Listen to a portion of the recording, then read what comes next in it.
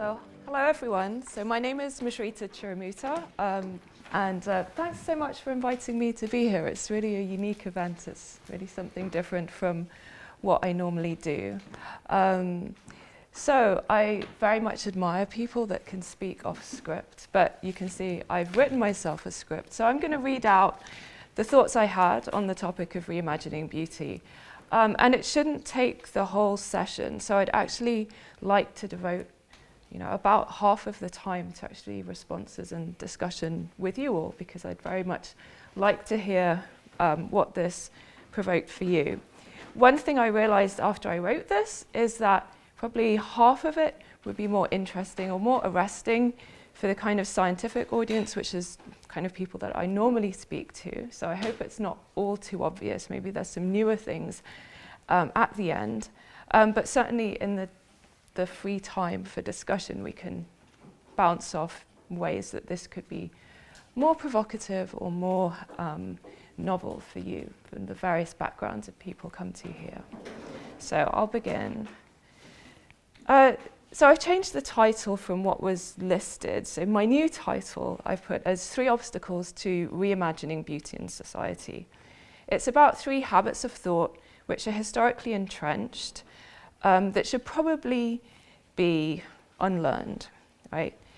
They're habits of thought and thinking here, and I don't want to just say, the West or Europe, because it's really significant that there is a whole long counter-tradition within European philosophy, religion, culture, which is different from these habits of thought that I'm listing here.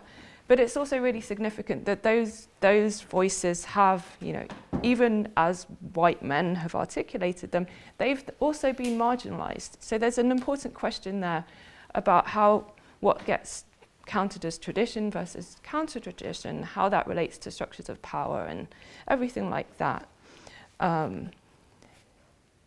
So the 3 obstacles, I'll just outline them at the moment and then go into them for the rest of the talk. So the first being the thought that beauty is subjective, hence unreal, therefore lacks authority. The second is the deficit of the sublime, i.e. lack of appreciation that what's valuable in nature outstrips human intelligibility. So as Mina mentioned before, there's this distinction within aesthetics traditionally between the beautiful and the sublime being more challenging to the human mind, more uncomfortable. So I'll say a bit about where that fits in. The third obstacle is the elevation of permanent beauty, which is there only in the inorganic world, over what's living and therefore tending to decay. And I think of these as interconnected themes. Since I'm a philosopher of science, my starting point has been the ways that these themes have been enculturated or fostered within an intellectual culture that's led by science, which itself relates to economic systems in important ways. You don't have modern science without modern economics. The two have really grown up together, but I don't have time today to talk about that further context. But we should think of this dominant tradition as a governing tradition. It's the tradition that is making decisions for us. And I think a lot of our sense of lack of agency is because we are governed, and there is an intellectual culture that we might not subscribe to, although we'll have been educated in it and share some of those assumptions, but in other ways we react against it. So firstly, subjective and unreal.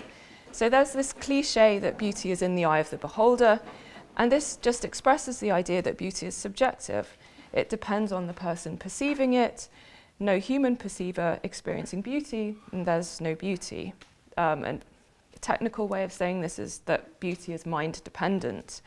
So interestingly, the 3rd Earl of Shaftesbury held that beauty is a property that things can have independently of their perception, but this is not what most people would now say.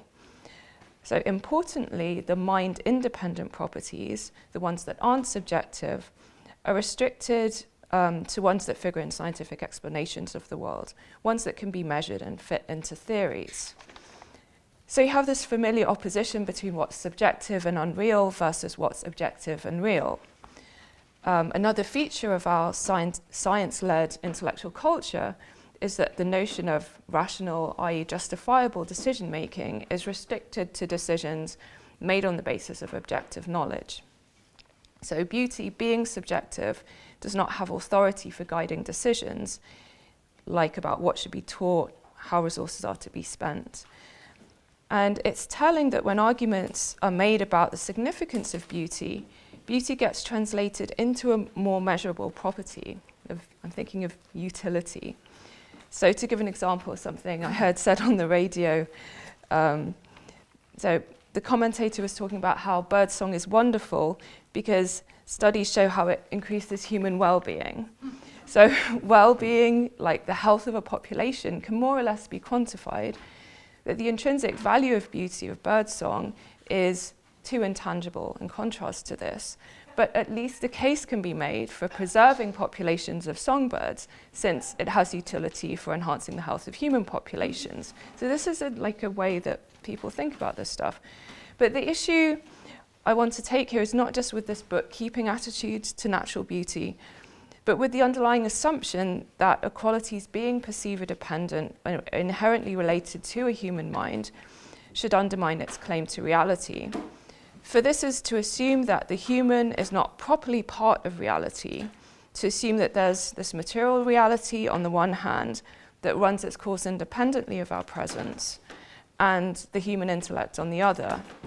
So the Cartesian dualism of mind and matter being separate substances is a version of this assumption, but it's much more widespread than Cartesian dualism, since scientific research necessarily involves positing a separation between the knower and the object of investigation.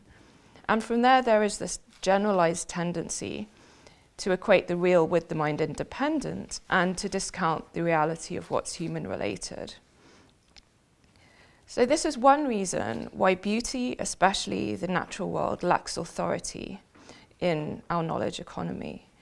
So this is something we can discuss in the free time, whether you think this is a correct characterization of what goes on, because I'm particularly interested in this as a community in which some of the people in their practice are artists.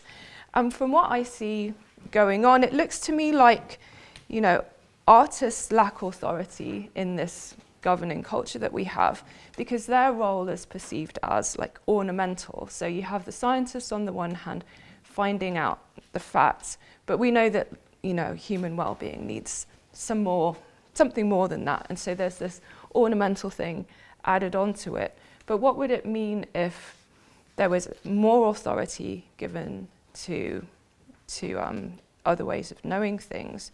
How much would we have to sacrifice in terms of like evidence base, and therefore decisions being made on the basis of evidence, and therefore generating the most well-being for the most purpose? Because it's not accidental that these scientific forms of decision making have been supported because they've had perceived benefits. So what's the trade-off there? So I'll move on to the second part, which is deficit of the sublime. So a thing often said in these contexts is that science has its own sense of beauty. For example, that achievement of physics has been to find universal laws that are elegant and beautiful. But I don't think this is the kind of beauty that we need to concentrate on for this proposed reimagining, and I'll explain why. So at the center of the scientific beauty are the ideals of simplicity and intelligibility of nature. So a physical law that at least some sufficiently trained people can understand holds out the promise that underneath all the confounding complexity and unpredictability of the world as we encounter it, there's a guiding regularity. The expectation is that the universe can be fully comprehended in thought, and in principle, it could therefore be controlled with technologies built on the basis of these laws. So related to the scientific beauties of simplicity and intelligibility, there's a fantasy of human omniscience and omnipotence. It's not coincidental that hope of discovery of a grand unified theory in physics is cast as, to quote, knowing the mind of God. But of course, what we actually need at this juncture in history is a turn towards humility. People need to give up on these fantasies. A lesson of the various ecological crises is that the world, and I'm including social and economic systems along with the non-human parts of nature, it's not inherently simple enough to be comprehended and governed via a handful of equations. This ought to prompt collective reflection and humility, but what I noticed more amongst scientific and governing elites is the expectation that there will be this vaulting over the limitations of innate human intelligence by using more technology. So you have big data, AI, supercomputers, and therefore you can transcend any other limitations to what can be understood. So a corrective to this adherence to the fantasy of omnipotence could be a recognition of a scientific sublime. In contrast to scientific beauty, a giving weight to a sense of the world as intractably complex and resistant to mastery in thought. But given the historical entrenchment of the fantasy and the economic forces behind big tech, I'm pessimistic that an alternative attitude could become mainstream within the time it takes to make a difference. Again, we can discuss if you think differently. The third, move on to elevation of permanent beauty. So I'm at the last of my 3 obstacles. I'll begin with the observation that the beauty of living things is inherently unstable.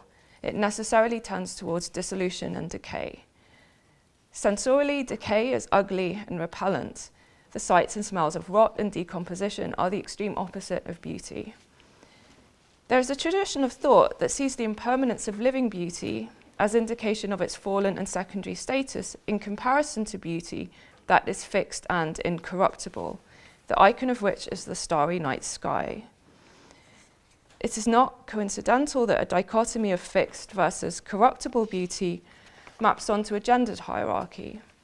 What is inconstant, fleeting, and sensorially beautiful is coded feminine. It's associated with nature. What is fixed, eternal, and intellectually beautiful is coded masculine. It's associated with rational scrutability at a remove from nature. I would argue that this aesthetic value system is a component of this antagonistic attitude to the biosphere that the dominant strand of European culture is guilty of, and now it's really a global culture. The fair face that nature presents to us on this view is a mask of treachery. So it's not really beautiful. There's something wrong with it. So we have a visual culture today in which we immerse ourselves in static, non-living replicas of impermanent natural beauties. Digital images of flowers and sunsets are almost immaterial and can be endlessly copied and replayed without degeneration. We gain pleasure from natural beauty, but more and more in this etherealized form. It seems it would not matter to people, some people, I wouldn't say all people, if all the beauty spots of the countryside would disappear, so long as a rich enough archive of their sights and sounds could be assembled. Like, how much do we really care about the fact of things as opposed to the pleasure that they give us and could be duplicated? So a corrective to this tendency, I'll slip in another reference here to our ghost host. It might be found in the aesthetic theory of the third Earl of Shaftesbury, which, as I understand it, prized the beauty of the original over its replica. However, I'd like to finish with a different line of thought, which is that we need to bring renewed attention to that original fact of the pairing of birth with decay, formation with degeneration, beauty with ugliness in the living world. As beautiful is one way in which the living presents itself to us. As such, it is perfect, in no need of modification. But also, life presents itself to us as a site of suffering and hideousness, standing in need of remedy through human effort. In my opinion, this fact of this pairing is the original prompt for theodicy, the attempts to solve the theological problem of evil. As beautiful and perfect, the world manifests its divine origin, which then has to be reconciled with the existence of suffering and death. And the reconciliation of these two confounds sense. Like, this is not, something that has a neat solution by any means. Consider how in the most well-known Christian theodicy, the story of the fall of man from Eden, the setting is a garden of earthly beauty in which originally there is no death or ugliness.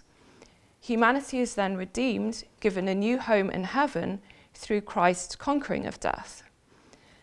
The icon of heaven is a cloud-flecked sky, which is a changeable kind of beauty, but after death has been overcome. The theme of this theodicy, then, is the longing for transient beauty to be available without death. So scientific culture contains its own kind of theodicy, which is redemption of the world through technological modification. Well, it's not really a theodicy because the first pole of the conundrum, which is beauty as a sign of the perfect and divinely made, is not present to the scientific imagination. Moreover, this observation of this pairing of beauty and perfection with their opposites gives an inscrutability to things which does not sit well with the scientific presumption of the intelligibility of nature. Yet in some way, technology has become a secularized version of this project of redemption. If we look around at the material environment of rich nations, like the one we are now in, we see that it's the product of a sustained effort to suppress and eliminate the ugly face of nature, the waste that all animals produce, the muck that plants grow out of. On good grounds of hygiene, yet, is now coming to be recognized, this environment is more sterile than is optimal for human health, which might indicate that the impulse towards surroundings that are sanitized and artificial is not purely based on the costs and benefits to health.